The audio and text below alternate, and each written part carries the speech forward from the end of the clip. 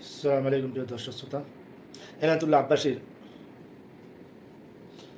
একজন অনেক বড় মুহাদ্দিস আলিম মুফতি। তিনি যে কাজগুলো করেন চ্যানেলসের মাধ্যমে করেন।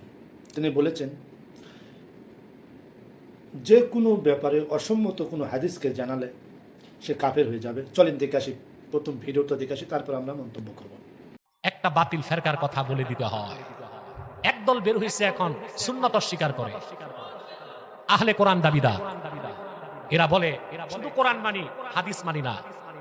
আল্লাহ সাক্ষ্য, কোরআন আমার সামনে। শুধু কোরআন যারা মানে, হাদিস অস্বীকার করে, নিঃসন্দেহে তারা কাফের।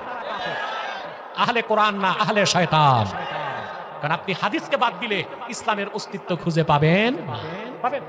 যেমন আপনি হাদিস বাদ দিলেন, কোন নামাজের রাকাত নামাজই নাই। কোরআন শরীফের কোথাও আল্লাহ বলেন নাই আকিমুস সালাতা ওয়ারকাউ ওয়াসজুদু, এইভাবে বলেন নাই। কোথাও বলেছেন আকিমুস সালাহ, কোথাও বলেছেন ওয়ারকাউ মার রাকিন, কোথাও বলেছেন ওয়াসজুদ ওয়াক্তারিব। এক এক জায়গায় হুকুম করছে। এখন আমরা কি করি? একসাথে সব করি না? দাঁড়াই, রুকু করি, সাজদা করি। একসাথে করার কথা তো কোরআনের কোথাও নাই। বাংলাদেশে একজন সাংবাদিক ছিল আকরাম খা, নাম শুনছেন? এই লোকটা ছিল ওরিয়েন্টালিস্ট, আহলে কোরআন, হাদিস মানত না। তো সে কি করতো? নামাজের সময় আজান হলে দাঁড়ায় নামাজ পড়তো, কিছুক্ষণ দাঁড়ায় থেকে আবার যে পত্রিকায় লেখালেখি করতো, আবার 100 যুগে রুকু করতো, আবার একটু খাওয়া দাওয়া করে সাজদা করে এইভাবে নামাজ পড়তো। হাদিস অস্বীকার করলে তার নামাজ থাকে না, থাকে নাকি? রুকু, সাজদা, দাঁড়ানো, সালাম, গোটা নামাজের স্ট্রাকচার হাদিস থেকে প্রমাণিত হয়। অথবা হাদিস বাদ দিলে ইসলামের অস্তিত্ব থাকে না। যারা আহলে কোরআন দাবিদার, এরা আহলে কোরআন না আহলে শয়তান।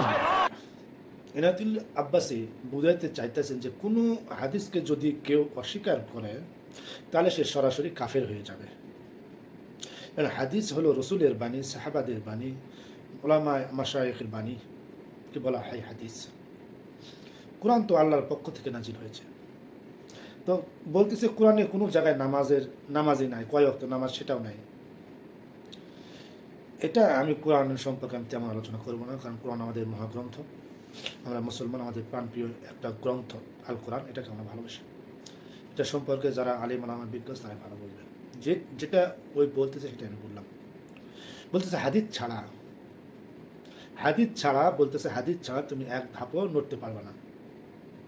যদি খালি কোরআন দেওয়া করো, তুমি নামাজ, কোরআনে কয় রাকাত নামাজ কীভাবে পড়তে হবে, আল্লাহু আকবার, রুকু, সেজদা, এগুলো নাই। তো এই ব্যাপারে হাদিসের প্রয়োজন আছে। অনেকে বলে আহলে হাদিস, আহলে কোরআন, এই বলতেছে এগুলো ভুয়া।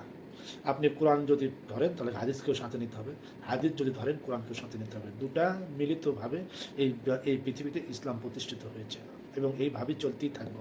দেখেন আমাদের নবী করিম সাল্লাল্লাহু আলাইহি ওয়াসাল্লাম, তিনি মারা গেছেন আজ থেকে 1500 বছর আগে।